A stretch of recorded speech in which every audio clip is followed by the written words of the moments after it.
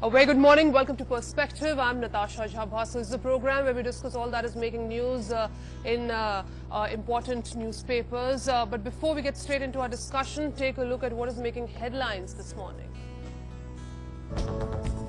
Our senior journalist Saroj Nagi. Thank you very much, Ms. Nagi, for joining us in this program. So Modi wants party to target every community for 272 plus goal. Very ambitious. Yes, I think he also realizes that it's a very tough job, and unless the BJP expands its social base and its political reach, it's a very daunting challenge for the party. I think both BJP and the BJP leaders, as well as Narendra Modi, realize this. Now, what has come out of the conclave, yes, two-day conclave, three very important things. One, that he wants to target the new voters, the first-time voters, which by one count would cross over 30 odd million itself. So that's a huge reservoir. For the first time. Yeah, for the first time. So that's a huge reservoir which is waiting to be tapped. And this is the voter that has seen, 10 years of Congress-led rule at the center, and perhaps they might want a change. So that is the postulate on which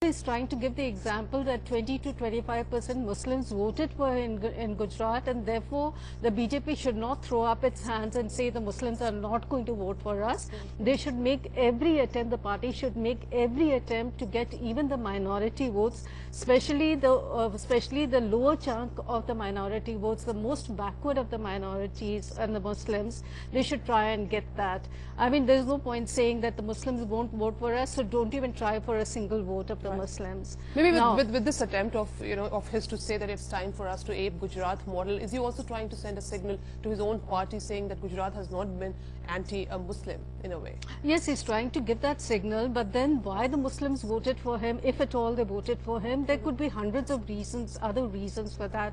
One of it is also because of a fear psychosis, because there was also a report earlier that the Muslims had voted for the Shiv Sena and the BJP, when the BJP came to power in Maharashtra at that time. So this was a theory that was being given out.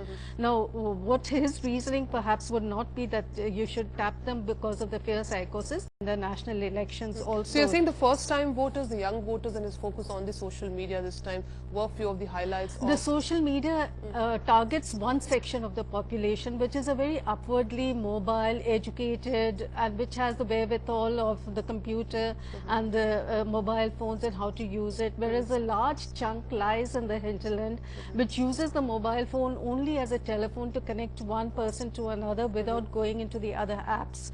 So this is the large chunk of voters. So social media is one aspect of the campaign. The second aspect of the campaign, which I think was also highlighted at yesterday's meeting, was to have a door-to-door campaign, to hold as many rallies as possible, so that you reach out to every single voter possible, as far as possible the party can do. And the other thing that is important is that L.K. Advani, for the first time, I think, has come out openly in praise of Modi. Right, which was rather a departure from, especially after the Independence Day, when he said, Independence Day should not be used for nitpicking or for targeting or for criticism. So here he's kind of hailing Modi's model of trying to manage booths, of trying to organizationally reach out at the booth level, and to have booth-level workers, as well as to reach out to booth-level What was voters. also interesting yesterday when Mr. Modi said that it's time to identify opinion makers at the local level.